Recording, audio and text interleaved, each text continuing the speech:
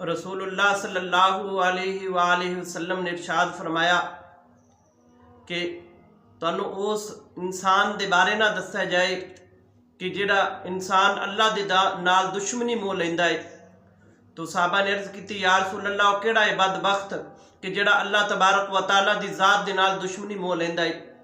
तो रसूल कायनात सल्लल्लाहु अलैहि वसल्लम ने इरशाद फरमाया कि वो ऐसा बदबख्त कि जिन्हों अल्लाह तबारक व तआला ने किसी इंसान को अल्लाह ने नेमतां अता कीतियां ने, अल्लाह तबारक व तआला दियां वो नेमतां नूं देख के जिहड़ा इंसान दिल दे अंदर हसद पैदा कर लैंदा है, वो इंसान अल्लाह तबारक व तआला दा दुश्मन है।